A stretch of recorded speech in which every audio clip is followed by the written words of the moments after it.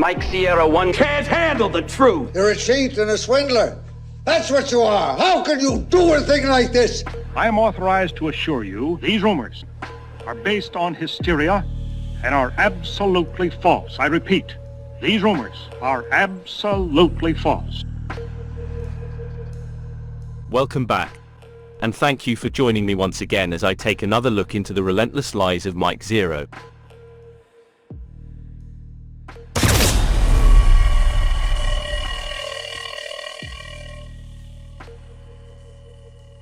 It's been a mere 10 days since my last video, and during that time Zeroh has buried numerous videos one on top of each other, so those that are now at the bottom of that pile are now being dug up and being brought back to the surface for another outing. While most have pretty much stopped talking about South Park and their TV special, which poked fun at Disney, Iger and Kennedy, as well as the pitfalls of AI, along with gender and race swapping, Zeroh, being the kind of person he is, kept the wheels on the bus turning and produced content that isn't true. He made videos making false claims about Iger was having talks with Trey and Matt at South Park Central, and made it seem like legal proceedings were underway. Of course this wasn't the case. So he has now switched and used Kennedy instead, to keep the story alive for a little longer, and has her pretty much going down the same fruitless route as Iger did just weeks before. And I know that this is Zeroh's plan to run this story for as long as possible, because he said so. Now, Kennedy recently gave the creators of the show, both Trey Parker and Matt Stone, and the heads at both studios as well, a serious warning for that she reportedly found a legal reason to take action further for the use of damaging her image as the showrunner, putting full blame on Paramount for damaging not just her image, and how Kennedy claimed to Paramount that their mockery of Disney recently devalued both Star Wars and Marvel entirely. Kennedy and the entire Lucasfilm team and their leadership, along with Disney, already made it known to Paramount that they will continue to have multiple meetings until the end of this year, and that they reportedly have valid proof that South Park was the direct cause for a massive dip in viewership levels for all Star Wars movies, TV shows, along with Marvel as well. Under normal circumstances, you would want any legal action to be done with as quickly as possible. But in the world of Zeroh, nothing is executed right away, it's dragged out for as long as it can be. And that was another example of that, with meetings between Disney, Lucasfilm and South Park Studios slogging it out until the end of the year, which in Zeroh speak means he's going to keep flogging this horse for as long as he can while the going is good. Why would you even think that it's going to last that long? Unless you're going to keep perpetuating the same story. Within a week, Iger tried twice to stop South Park from doing what they did, and it never changed a thing, and it won't be any different with Kennedy. When the end of the year comes, it will all be forgotten until Zeroh decides to start all over again. It's the same with Rachel Zegler. He has brought her back again in another video that just highlights what you have been told so many times before. Again, I covered this in another video about how she is slightly pissed at losing roles in films that don't exist, thanks to being fired by Disney and being blacklisted by Hollywood. The funny thing is, she is actually in an animated film called Spellbound, which is going to be released next year onto Netflix and was made by Skydance Animation. This film has never been mentioned by Zeroh. The only thing he has mentioned are films that Zegler has supposed to have lost and were given to Gina Ortega instead. But strangely enough, Gina wants nothing to do with these films for a multitude of reasons. She wasn't offered enough money, some were deemed as being too woke for Gina's tastes, and she was worried about being typecast as a horror actress, as one of these films was horror-orientated. This apparently has cost Disney millions of dollars in lost revenue they haven't even spent. I would argue the point that this is where Zeroh backed away from the films that aren't real and used Gina as the scapegoat, and Zeroh wanted it to look like Gina had more integrity than Rachel. But again, this is a never-ending cycle of TV shows and films that weren't even scribbles on pieces of paper, just figments of Zeroh's imagination to keep the traffic moving through the channel. Another example, and possibly the best example, would be Gina Carano. As we all know, Gina was removed from Lucasfilm after she posted some things on Twitter, things that some people used as an opportunity to get her cancelled, for reasons best known to themselves.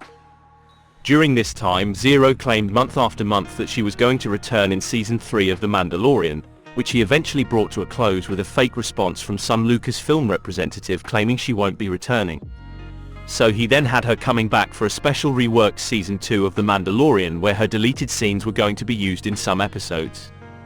Knowing only too well that Gina was well liked among fans, he has kept this charade going right up until the 10th of September, 2023, a grand total of around 2 years and 10 months of false claims and promises, which ended up here with this video from 2 months ago. Now recently, Bob Iger, Kathleen Kennedy, and the board have been begging Gina to return as Cara Dune by offering her multiple roles for Lucasfilm with Star Wars movies and shows. Gina recently refused and shot down all of those offers. A shocking turn of events is that Gina's decision to turn down these said roles of Cara Dune have led to Lucasfilm being forced, essentially, to canceling all of the projects and plans for their shows that were supposed to bring a return for Cara Dune. Gina was never going to return to Lucas and Disney. She is without question a woman who holds her own values dear. Most can see that. So I have no idea where Zeroh would even get the idea to entertain such a stupid scenario of her coming back to Lucasfilm. Moreover, given her recent post on Twitter where she laid waste to Kathleen Kennedy and those at Lucas following the South Park show in October. But because of the money she was helping him make, he still made it seem like she would be back time and time again. And as I have already said, for 2 years, almost 3, everyone believed him. But as of yet, Zeroh hasn't even mentioned Gina's post on Twitter. He hasn't questioned it at all. And why would you when it would undermine everything you lied about for years? Especially when there is a good deal of speculation that she could, or even might well go ahead with a court case of her own, which would indicate she would have documentation that surrounds her firing. And it wasn't just a simple tweet that heralded her being let go, as Zeroh has always maintained in other videos. In a full-fledged plan to mock and create a parody of Will Smith in the follow-up to the Panderverse that they plan to debut by 2024. Now, both Parker and Stone recently got approval to finally move forward with mocking Will Smith and the whole Oscar slap situation to work itself into the parody storyline of also mocking the current status of Disney, Kathleen Kennedy, Marvel, and more. The plan by Parker and Stone is to essentially use the Will Smith slap to mock Avengers Endgame by handing Will Smith the Infinity Gauntlet, where he performs the slap that is supposed to be a parody of the Thanos snap that leads to the disappearance of half the population throughout the entire universe, including Chris Rock. 4 days ago on the 8th of November, Zeroh uploaded that video. South Park just mocked Will Smith and it's legendary. Of course you would be forgiven into thinking that this mocking had indeed just happened, or at best over the past few days, but no, this video is about what's coming.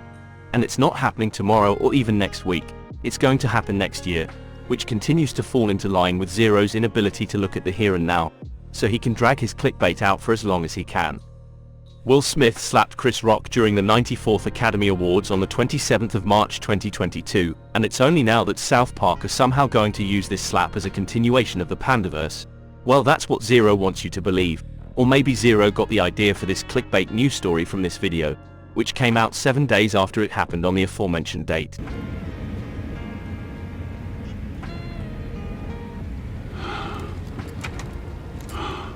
Data, I love you. G.I. Jane 2, can't wait to see it. All right? that was a nice one. Okay. Keep my wife's name out your f***ing mouth! Okay.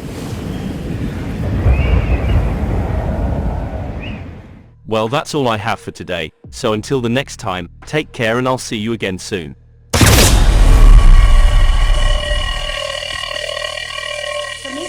Come up from your mom's basement, okay?